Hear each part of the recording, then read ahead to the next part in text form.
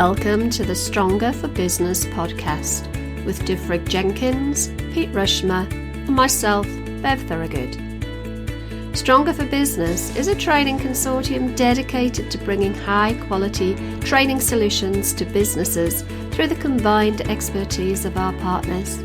From skills training to developing personal and professional excellence, our mission is to help business owners get the very best from their people at all levels, from boardroom to shop floor. The Stronger for Business podcast is our opportunity to share our knowledge, thoughts and ideas with you, the listener. You'll get to meet some awesome guests from across the business world, sharing their experience of learning and development. If you love what we have to say, make sure you hit the subscribe button on whatever platform you use to consume your podcasts so you don't miss out on future episodes. We'd love to hear from you with your suggestions for discussion topics or ideas for future guests. And if you really love what you hear, please do consider leaving us a 5-star review, as this helps to get the podcast out to a wider audience. Sit back and enjoy the Stronger for Business podcast.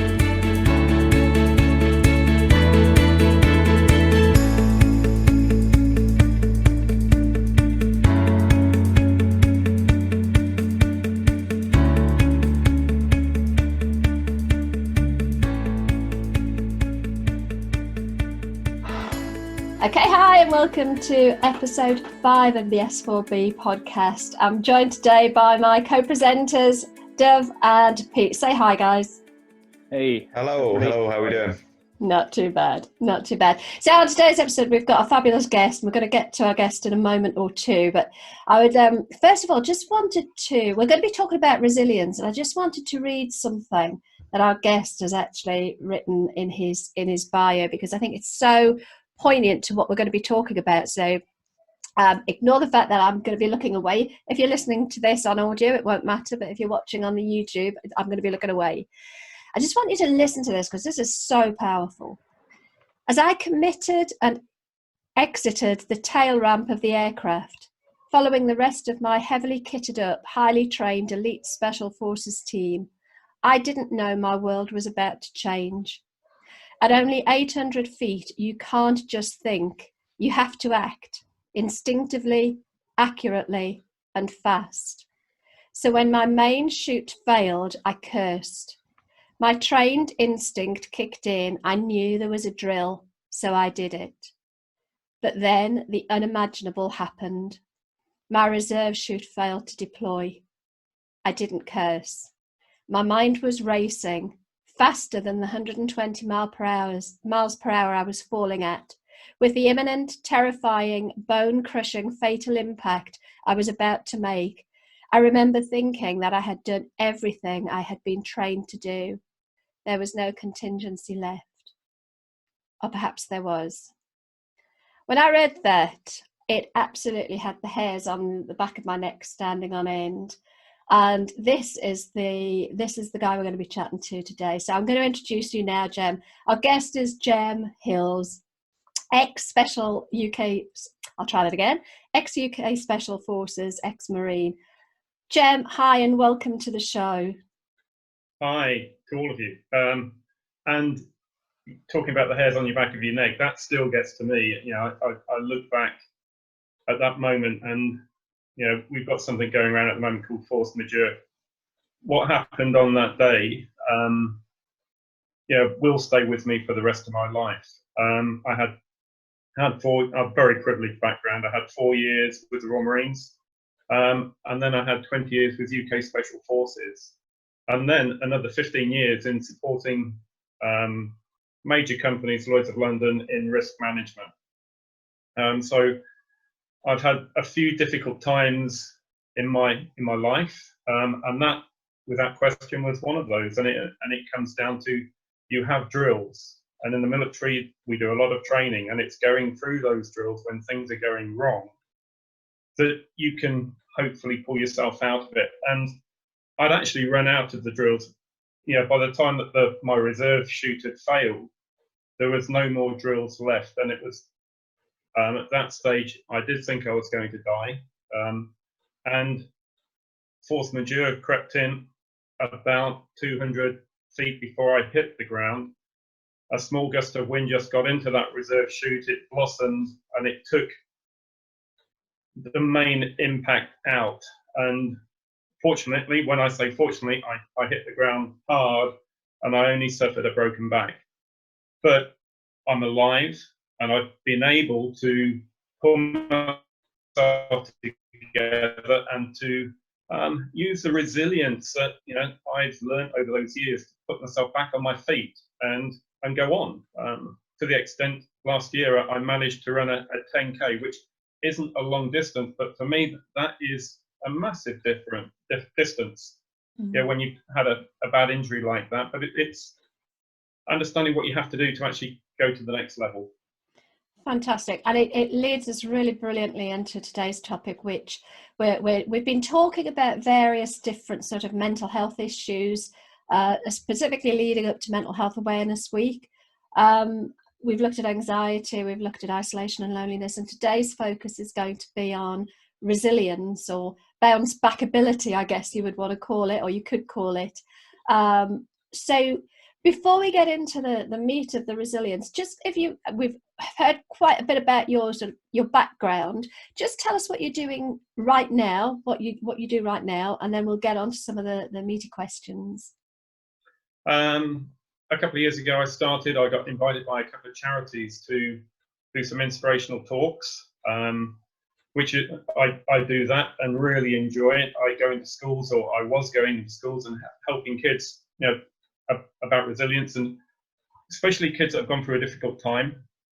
And I think not often do they get the opportunity to see a role model, but somebody who's gone through some extreme difficulties, and I can put that across in a practical way that they can understand. So it's helping people to get to the next level. And with that, I run some sort of leadership and executive training, for CEOs and businesses. So that's pretty much what I do now. Well, apart from my garden's looking pretty amazing at the moment, because I'm actually really enjoying this time. And I think it has given us that back, is time. And that is one of those commodities that we forget. So I'm really privileged at the moment to be able to spend time with my family and spend time in my garden and do things that I really enjoy doing. Fabulous. Now, guys, I'm going to take a bit of a step back now and introduce more of Dove and Pete into the conversation. So, guys, have you got questions you want to ask Jem while we've got him on the podcast?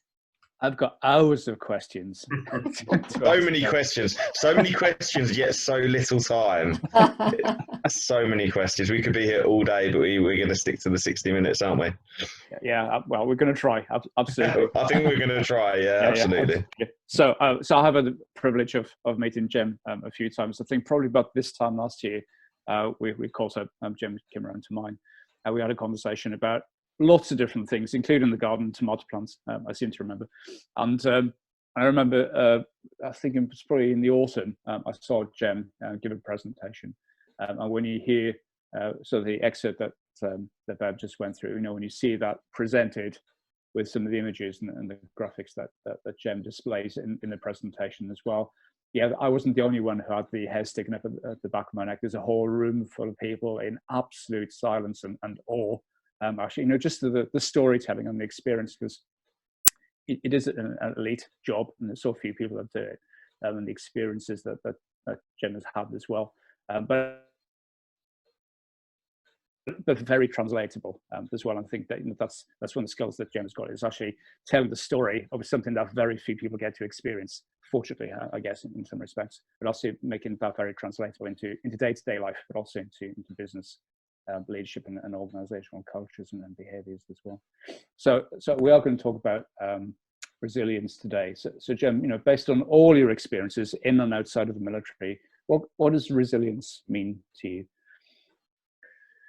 Well, it's like if you look at I think the dictionary translation is the ability to bounce back, and I think that's pretty much it. But it's what makes us different. We all have our own resilience, and that is based on those experiences that we've all gone through, and some are really tough experiences that we've gone through. And I think it's that ability, it's how you fall forward, how you look at a problem. And I think it's having that, that elasticity that allows you to look at problems in a different way. And so you can bounce back and you can be positive about things when they go wrong, and things will go wrong. That's life. Nobody saw this pandemic coming. It's things go wrong, and how does that affect us individually? During this period of time, there's a lot of people that have been suffering because they didn't have that resilience. And I think those that will come through this will have a much bigger resilience because they've gone through some really tough times now. So it's all about those individual experiences that we formulate in this amazing memory that we've got here. And to me, that's what resilience is all about. So and if you can, turn it into a positive and fall forwards, learn from mistakes or things that have happened.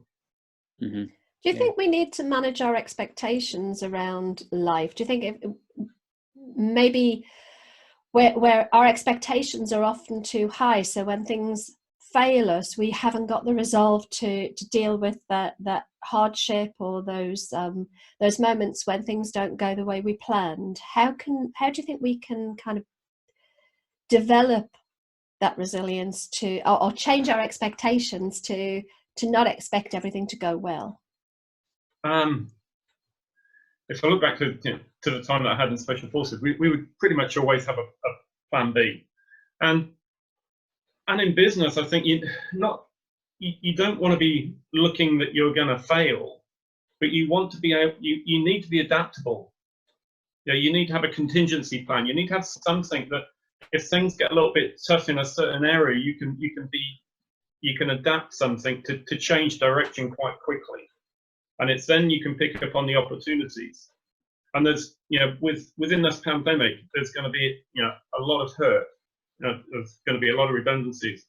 But if we can look at that differently and say, what are the opportunities here? How can I change what I've been doing? What were the good things I was doing that isn't going to work now? But turn that around into the positives that can, there's going to be a new market out there. So how can we change and adapt quickly and move into that? So I think it's not necessarily having wrong expectations, but it's just being aware.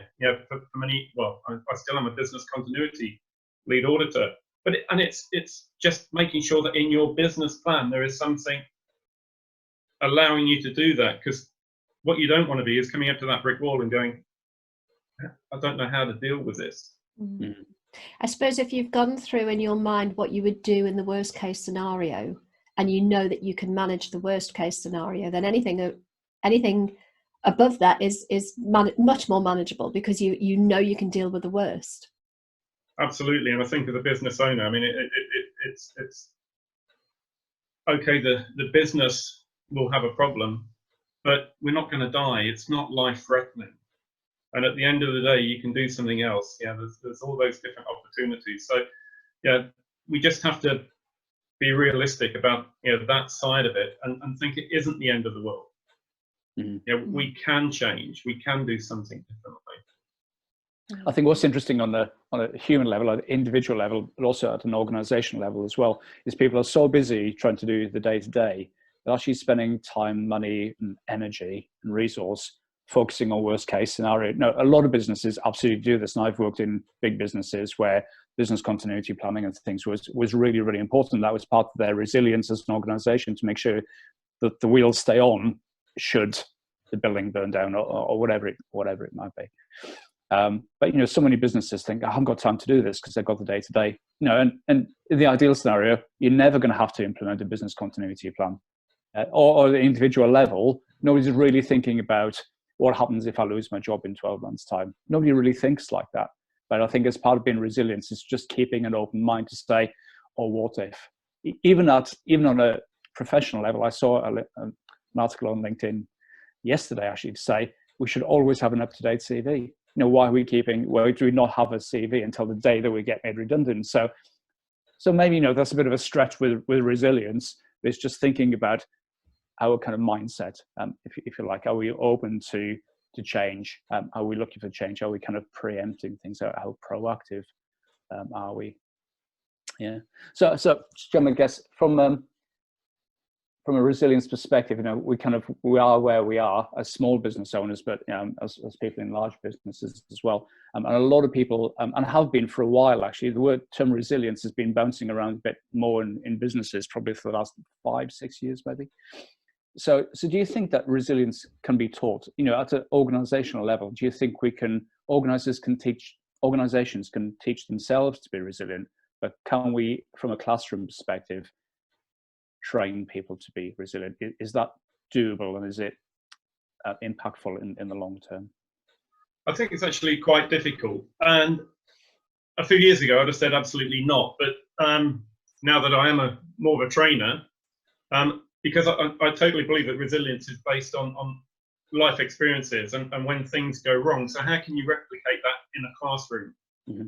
However, as a risk manager, one of the things that we have to do is a tabletop exercise. In the military, you're very fortunate. You can run an exercise with all these assets of aircraft and ships, but that's because it's the military.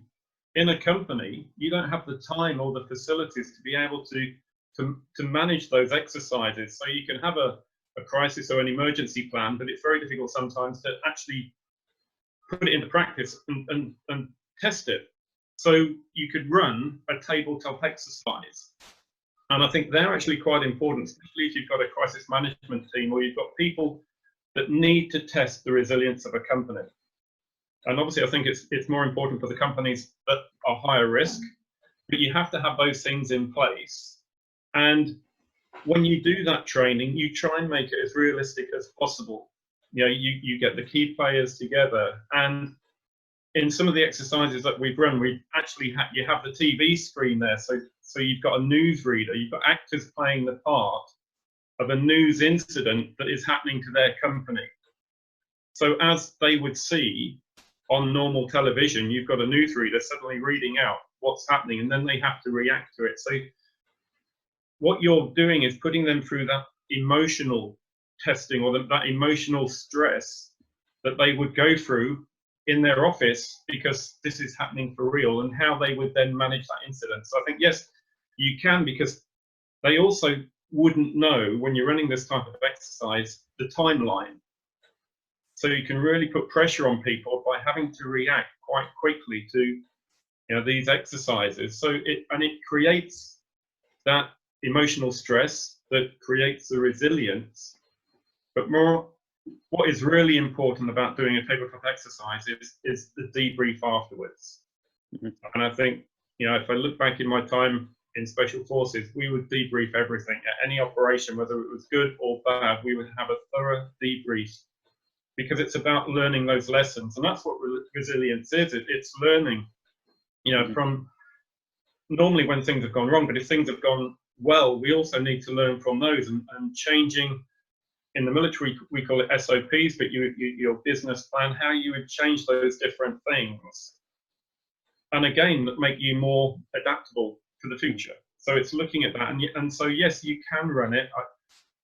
I much prefer to do a physical challenge of getting out there in a mountain and putting pressure on people physically and doing things. But no, I think you can do it from a tabletop perspective. In the military, they have something called the residual training gap, don't they? The little bit of training that you can't train, the bit that ethically you can't train. So, for example, you can train somebody in interrogation and how to get through interrogation, but you can't physically torture them to get them through it. So you've got that residual training gap. And I suppose it's in terms of simulating the training for resilience, you want to get it as realistic and simulate it to reduce that residual training gap as much as possible, so that you get that real feeling, the real emotion behind the building of resilience. Yeah. Mm-hmm. So that's fascinating. So from an organizational perspective, those kind of tabletop exercises, it'll be interesting actually how many of our listeners are aware that happens, or if it does happen or not, or what they should do now, because this is not going to be the last test of any organization realistically. But from an individual level, so in my last employed job, we spoke about resilience, and there's a whole kind of checklist of things to, this is how, we kind of show resilience, but in a business context or a work context where people feel a lot of pressure and a lot of stress, there's a lot of demand, long hours, sometimes unrealistic expectations about behavior and knowledge and skill and things like that. At that kind of individual level, what kind of organizations do to help practically help individuals, do you think, from your own experience on a one-to-one?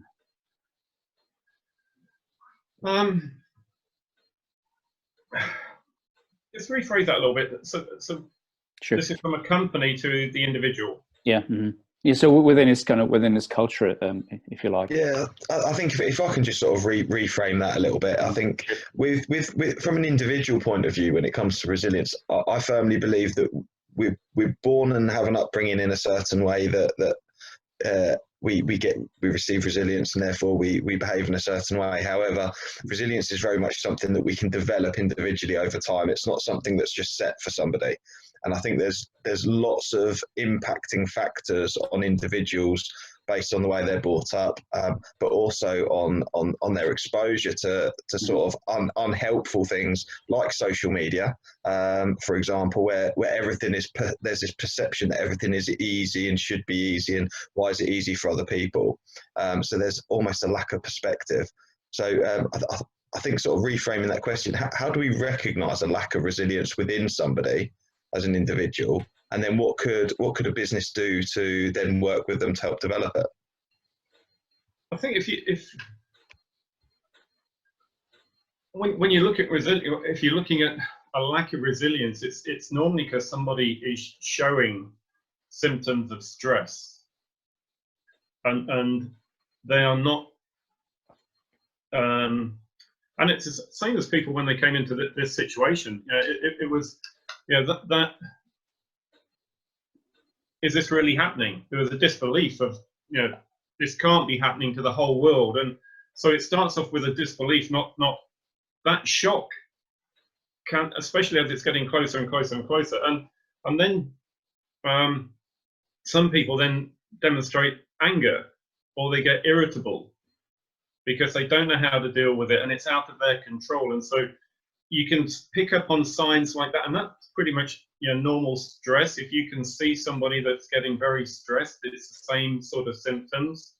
So if you can, and I think we're a lot more aware of mental health now. So if you start looking for those issues within a company, I mean, and that, a lot of companies now have mental health first aiders. So if there are people within the companies that can actually help and look for those signs of when people are getting stressed, and I think that comes down to they are not resilient. They haven't been through this before, and I think what has surprised me, this is not a generalization, but quite a few of the younger people that have probably set up business quite soon. They've been employed, but they've never had any real disasters in their life, and so they've had a really successful career, and then in the last couple of years gone, oh right, I'm going to set up my own business now, and it's those people that have suddenly gone, they've lost everything. Mm-hmm. They haven't got the continuity of their employment, and their business is crashing because they've put probably everything they've got into that business. So it's people that you wouldn't expect to see in those situations, and they haven't got the resilience in this. They could be quite resilient in a different way, but they didn't have resilience in their own business. Mm-hmm. And I think that's the thing to be looking for as an employer is that stress when it starts to come through.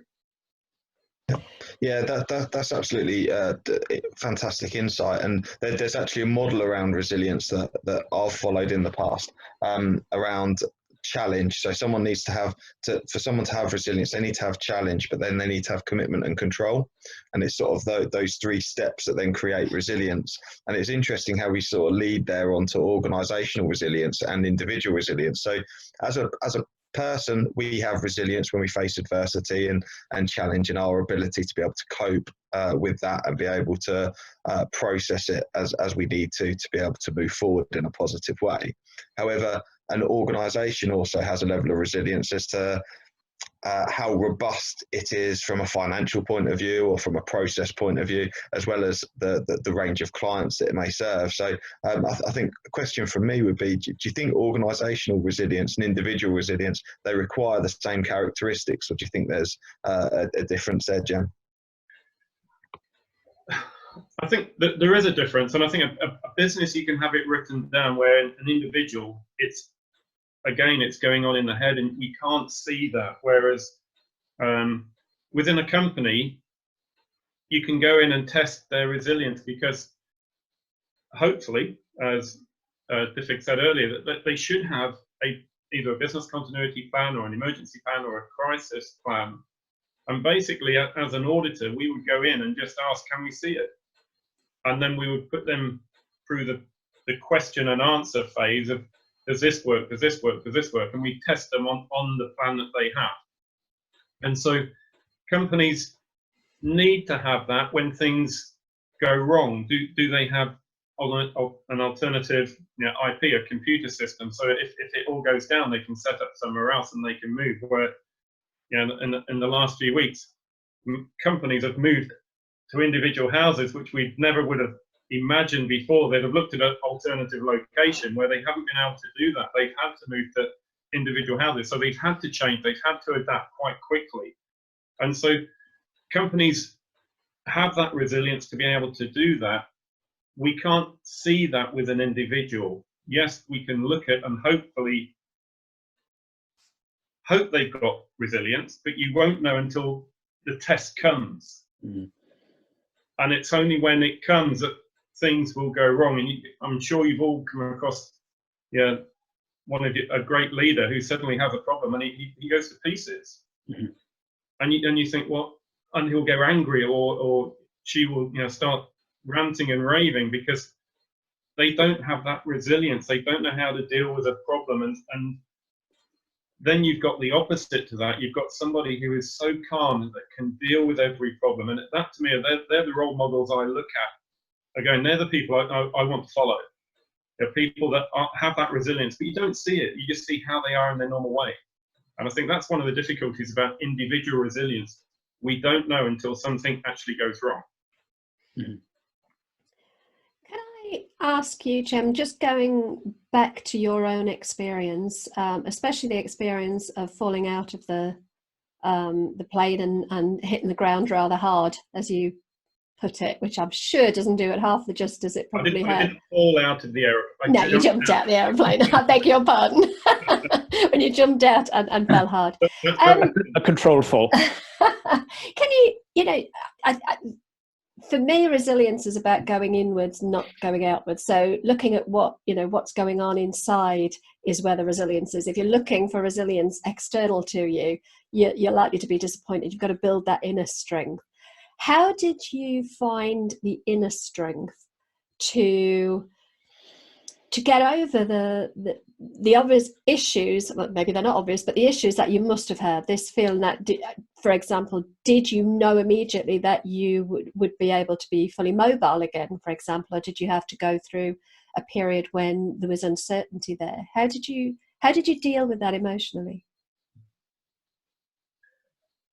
That's interesting. That we have this inner belief. I mean, I landed, and obviously I had a lot of adrenaline in my system, and for a while I actually questioned if I was alive or not, because I hadn't been over the other side, and I couldn't feel anything. And the negatives, that your brain straight away, that little monkey, the negative one was, you are alive, but you've broken every bone in your body. I mean, and I was like, okay, how do I suddenly find out that I'm not broken and I haven't broken every bone in my body? So I started to move. I started to actually hit myself, see what I could feel.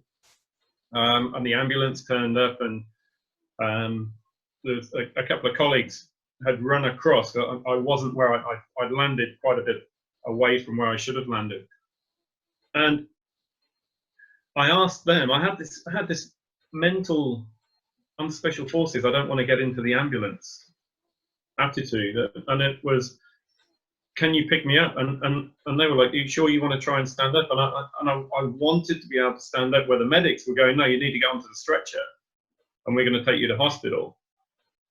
And my mind was telling me, no, there's not claret, there's no blood here. Let's see what you can do. So it was like, let's see how bad I am injured. So can you stand me up? So they stood me up. And then I walked off the DZ, because that must be that resilience was telling me that I wanted to walk off.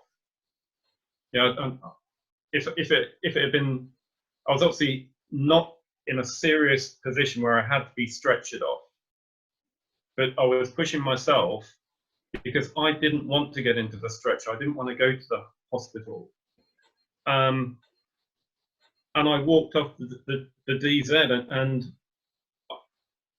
I didn't go and say, and this is really strange, I didn't go and report the accident. Everybody knew I'd had an accident for several months later, because I was in Special Forces. That was a privileged place to be. And if I had an injury that I thought I may have, it would have ended my career. And to me, that my career was more important, which is a foolish way of looking at it, because if you are injured and you can't do your job, then you shouldn't be there. But I thought I could still do the job that I was meant to do. So it wasn't until 8 months later I walked into a medical office, my medical officer's office, and asked for an MRI scan, and it came back, you've got a broken back. Or I had a low compressed spine, which isn't that severe. It's still classed as a broken back. That's really, really insightful, Jem. One of the things, we just to sort of move away from the resilience side, which that is a perfect example of resilience, is that this horrific accident has happened, and I will walk away and I will get up and walk now. That is the mindset is just incredible for that. One of the things we explored last week we were talking about anxiety, and we talked a bit about, touched on trauma. Now that must have been a really traumatic experience. When you looked back on it, how you have perceived that over time, as time's gone on from that, has how you perceive it changed, and your acceptance of what happened? How has that been? Well, it is quite interesting. I still class myself in that elite group of Special Forces, and I've been retired many years, but things do go wrong, and we do get injured, and our colleagues are killed. And when we come back, we do our own debrief. We'll have a full-on debrief, and then we'll go and have a few beers, and that tends to help. We'll chat it through, and we sort of discuss those issues over a few beers. And that night, instead of getting on the ambulance and going to the hospital, I got on the bus and we went to the pub, and I got pissed. And I'm not saying that's the thing that we should be doing. That is really not the thing that you should. I should have helped at the time. Yeah. Sage advice. And we would take the mickey out of each other in a positive way. Yeah, no, it's not the right thing to do, but it seemed to work for us at the time. I think what I'm hearing is with the whole debrief and sort of talking it through, what actually is happening is you're putting things into perspective, maybe reframing what's happened, taking a slightly humorous, more positive look, as opposed to, woe is me, this has happened to me. More, okay, this has happened, what happens next? Let's move on. And that sort of debrief, it's quite a formal way of saying, let's get this off my chest with a whole load of mates who are going to cheer me on. And it's that reframing. It's that putting a perspective on it. Yes, that's happened, but we've got away with it, or we've dealt with it in this way. How can we improve from it? How can we learn those lessons? And that is that resilience that we're talking about. We've gone through that. That was a difficult time. What are the positives? Do we look left and right? Sometimes not, but it's looking at the positives, how we can go forward with that. And fortunately for me, it wasn't a disabilitating injury. I mean, I was in pain for many years, but I could still do, I could still walk.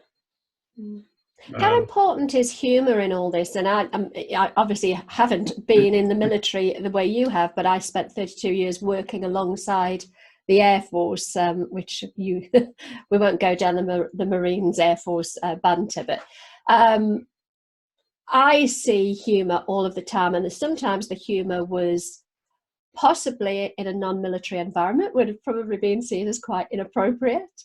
But I for one personally see that humour, that banter, as being resilience building in many ways. And I wonder sometimes if political correctness is limiting our ability sometimes to use humour as a release. And as a strengthener to resilience. I'm sure, my daughter's a nurse in A&E, and I'm fairly certain that the humour that she hears within that environment possibly would be cringed at if it was heard outside of that environment. But that humour it's a toughener, isn't it? It keeps you more resilient. Would you agree?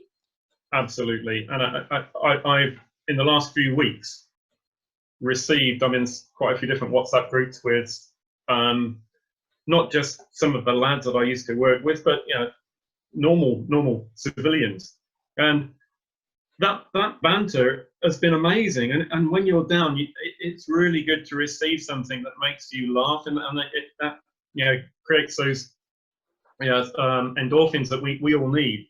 So it's really good to have that humour. I was a paramedic and worked in several A&Es, and really appreciate what they're going through now. It is one of the most intense areas to work within a hospital, but those doctors and nurses within the A&E department are slightly unique, and they have an amazing sense of humour, because what they're dealing with is horrendous. They're on the front line and they're seeing this stuff 24/7. But I learned a lot in A&E, but it was a very enjoyable place, because you would get people some people wouldn't survive, but some people would come in there so worried and frightened, like they are doing now. And the doctors and nurses would meet them and calm them down and have a laugh, or make them feel reassured into what they're going into, fix them and kick them out again. And it was an amazing place to work. And I think so, dedication to all the doctors and nurses at the moment. Mm-hmm. I think in that respect, resilience breeds resilience. Like any kind of behavior tends to breed behavior in other people. Yeah. So, go back to your example of business leaders, organizational leaders, kind of losing the plot, if you like, to be blunt. And that's no fault of their own, because that's how the brain works sometimes. It's just trying to be calm and think about it and rely back on your training, and in disciplines like the military or the forces, other parts of the forces, or the medical world, there's drills and there's procedures, and it's drummed into you. We in organizations, we don't tend to get that. So it's just learning about other people and staying calm, and going back to what you're saying as well about thinking about who are the role models, that when things start to get to become difficult or in a crisis, what is the best way to behave, and maybe take a moment to step back and thinking, what's the best version of me going to be like right now, or am I going to run around like a headless chicken and actually scare people and make it worse? So it's a behavior that brings other people. What people actually forget here is, and it can happen to all of us, but as you said there quite rightly, take a step back. When you take that step back, do some deep breathing. That deep breathing really helps. It gets the oxygen into the brain, and it starts to help you refocus. And we say, we see red when we get angry, but if you can just take that step back and allow the oxygen to come to the brain, it gives you those few seconds that you need to actually make a controlled decision. So don't make that decision. Step back, breathing. The US SEALs have this thing called box breathing, and it's breathing in 4 times, and you really feel a lot calmer having gone through that. So anybody that is in that situation, and it's very difficult to suddenly think, I need to step back and take some deep breaths. As a diver, if we were underwater and there was a problem, you really had to calm yourself down, because it is, your brain suddenly starts to rush. And if you've got a problem, your immediate reaction is to come to the surface, to get to where the air is. But if you can take a few deep breaths, calm it down, sort it out, there's a much better chance that you will survive the situation. So, as you said, Clifford, it's really important that we take that step back and pause, get some oxygen into ourselves, and then we should be able to make a more controlled command decision. It's really interesting, actually. You're talking about being in the military and diving. I'm sitting in the room in the house, and if you listen to this, you wouldn't know, but if you're watching it, you might see that there's a giant wasp in my room, and the doors and the windows are shut. It's so big, there's a downdraft. It's landed on my arm 3 times. I'm thinking, how do I maintain some composure on video while this major beastie is flying around? So I made a choice. I decided not to flap my arms around, which isn't quite the same as taking in too much oxygen from a tank when you're diving, but it's the closest I'm going to get to today. It is interesting though, because the brain will work. The brain is doing the same thing. It doesn't matter whether you're jumping out of an aircraft or got a wasp. Your brain is going into, I need to be safe. I need to manage this. And the instinct is to react. You won't die. No, I don't suffer from anaphylaxia, if that's the right term. Is that the right word? Yeah. Just a quick one to explore whilst we've been discussing humour, and I'm just going to throw it out there because it's something that has ticks my brain over, and potentially an HR relevant conversation. Now, I work with a lot of blue collar workers, truck drivers, hourly paid, etc., stuff. And actually the level of humour and offensiveness and banter is probably to a similar extent what you might see on the front line of the NHS, or you might see amongst the camaraderie in the forces too. Actually, but from what I do pick up here from when I then worked in corporate in a much more white collar role, is actually there's this dulled down propensity and increased potential for offence to be taken. And it's interesting that actually this paradigm shift, that from an HR point of view, when I've worked in white collar roles, if you say something, that's your responsibility that it's come out of your mouth, whereas actually the responsibility is on the person who's chosen to take offence from something, because often the reason we've taken offence is because there's an element of truth maybe in the humour that's been meant behind it. I just wanted to put it out there for us to have a quick discussion about what are your thoughts on that, and the difference that we see between a blue collar and a white collar level on offence and the repercussions that may have.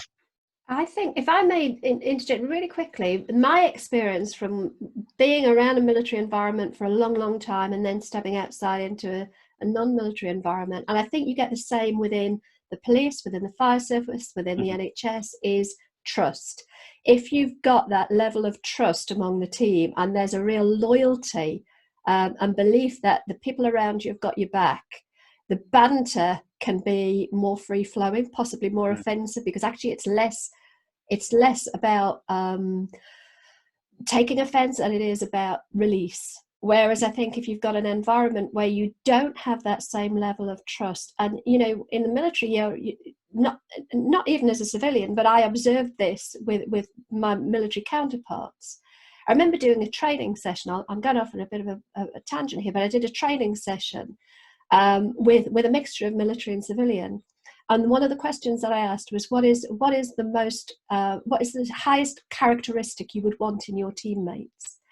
And in the civilians, we were talking about honesty. They were talking about integrity. The one word that came with every single one of the military was trust. I need to know I can trust the person that I'm with. And I think if you've got that trust, the banter can be as offensive as you like. And you can be more resilient as a team because you trust each other. You've got each other's backs, if you like. I'm interested because that's my observation as a civilian working with the military. How would you sort of agree with that, Jem, or disagree? No, I totally agree. It's one of my favourite subjects. Is one of the things I talk about. It is culture, and within the Marines we have this esprit de corps, and if even today I could make a call and I'd have guys, you know, here that would look after my back. It is so strong, yeah, and it's strong in the military, and it's, you know, probably a little bit stronger within special forces, and it comes down to that trust. And I totally believe if we could bottle it and sell it to companies, it would be worth a fortune, because all companies would love to have it, because it means that we'll go to the nth degree to help each other. You know, we'll work till 9, 10 o'clock every night to do what we have to do. It's that loyalty, that trust to each other, that you want to do the best for everyone else. And if you can put the right things in place, and it starts with a company. It started with me when I first joined the Royal Marines. That day one, you start to bind together with your colleagues, you know, the young Marines that I joined with. And that today is transferable within a company. It's your induction. Yeah, so the CEO's got the vision, but you've got the values. And I think it's really important that you start to learn those values from day one. You're joining that company, and does the company actually believe in those values? They need to be really important that everybody understands them and wants to be part of those values. So I think if you can grow that from that embryonic stage, from when that person joins the company, well, you need to have the values and the belief in there in the first place, but then as people join on that, from that induction, yeah, everything they do is related around that. So it develops a culture of the company. And if you can get, as you say, you know, it's not just the military, you know, the NHS have that system, and the police, you know, have this belief that we're looking after each other. And the unfortunate thing is, in several companies, as soon as you go in there, you know they're not looking after each other's backs. It just isn't there. And as a CEO or as the HR team, if you could get that or some part of that into your company, you know, you get that loyalty. People won't want to leave the company. So you don't have to start recruiting people. You get that longer extension of people staying within the company. So it's all those things by getting it right from the first day and getting your beliefs right and having the vision right that everybody can follow. Couldn't agree more. How do we do that? That's a tall order, isn't it? How do companies engender that level of loyalty and trust? That's another conversation for another day. Yeah, I mean, that's another whole hour in itself. It's a great one to have, though. And if you know it's not right, change it. And it's look at that. Who can change it within a company? It's got to start from the top, and it's got to roll down. And with some companies, if it's not there, get everybody together. Have one of those blue collar day, blue board days. Get everybody in and get their input. If people start to feel value, that they're actually giving something for it. But as you say, we could go on for hours. Hours. Great subject. Yeah, I love it. Yeah, brilliant. Well, we are coming up to 50 minutes. That's gone so quickly, and it's been fascinating. And I you know, Jem, I've heard you talk on a couple of occasions. I've listened to you on podcasts, and absolutely brilliant. Your story is so inspiring. Thank you so much for joining us. Well, thank you for inviting me. It's been a pleasure. I just wanted to say very quickly, last week, if anybody listened to last week's podcast, I held Pete's feet to the coals a little bit about getting his podcast up and running and launched. So, did you do it? It's launched. It's live right now. It's launched, and it's ready to go. I have been on mute. You may be able to hear my children outside on the trampoline, so I do apologise. Homeschool is in full flow, but despite all of that, I've pulled out the stops and made sure that the first episode is published. And we're already recording episodes 2, 3, 4, and they're in the editing stage. So we're flying. We're ready to go. It's so exciting. And I hear you've got a pretty awesome guest on your first episode as well, haven't you? Absolutely. So my very first guest is Jem Hills, who you're all now very familiar with. What a coincidence. Now, don't let this put you off going and listening, because actually it's a very, very different conversation. You're talking about much different things. Same amount of inspiration, but very different things. Absolutely. I have had the pleasure of listening to it early. I got a sneak preview early. It's a fabulous interview with some great insights and great learnings in there. So if you haven't already subscribed to this brand new podcast, Half Dozen Things, you need to go and do that now. And I think we'll probably wrap it up there, if that's okay. Yeah, thanks, Jem. Thanks for joining us. Yeah, thank you so much, Jem. It's so insightful to have you join us. Thank you. Just before we do go, Jem, how can people find you if they want to get involved with the work that you're doing, or if they want to get you in to inspire their people? How can they get in touch with you? Website, quite easy, jemhills.com. I also have a Facebook page, Jem Hills, inspirational speaking. So anybody, if you want to do a podcast, or you just want to have a chat, just please call me. So that's, or Jem at jemhills.com. Fantastic. Well, I'll put the links anyway in the show notes, so people won't have to go and search for you. They can find you there. Guys, what you guys got on this week? Are you got good stuff coming up? Well, first thing I'm going to do, actually, I'm not going to wait until next week. This afternoon is I'm going to listen to Pete and Jem's podcast. That's on my playlist.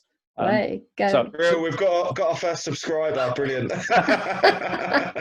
I might even rate it. Brilliant. Yeah, a good rating, of course. Do you know what? Anyone who's listening that wants to go on, subscribe, put a review down, I'll be massively grateful. It'll be amazing. For me, this week is going to be some more podcasts, which is very exciting. But next week is mental health. Obviously, we're recording a week behind when people listen. It's going to be a mental health awareness week, but do check out some of the stuff I've been doing. There's going to be loads and loads of good content coming out. I'm doing a particular session on Monday, which will be recorded. So if people listen to this after it's occurred, they can go back and find it. But I'm doing a mental health during COVID-19 session, specifically around the feedback we've had from different professionals in our sector, HR and L&D, around COVID-19 and the impact that will have on mental health. Mm-hmm. Brilliant. We'll maybe be able to put the replay to that into the show notes as well. Mm-hmm. Fantastic. Well, I intend to have a switch off weekend. I think the weather's going to be quite good, and now some of the restrictions have been relaxed slightly. I think we're going to go out for only in England. Yes. Did you hear about the guy who went? Was it paragliding?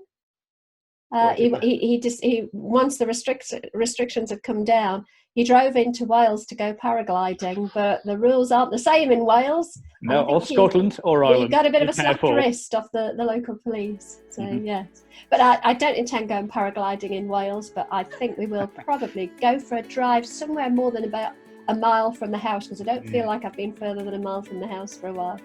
I'm going to enjoy that, socially distanced accordingly, of course. Guys, have a great weekend and a great week. Thank you so much for your time again. And Jem, a million thanks for joining us. Absolute pleasure. Have a great weekend, guys. Cheers. Take care. Thank you, guys. Bye-bye. Thank you for joining us on the Stronger for Business podcast. Final thought before we go. In the words of Albert Einstein, education is not the learning of facts, but the training of the mind to think. Have a great week. Join us next Friday for our next episode of the Stronger for Business podcast.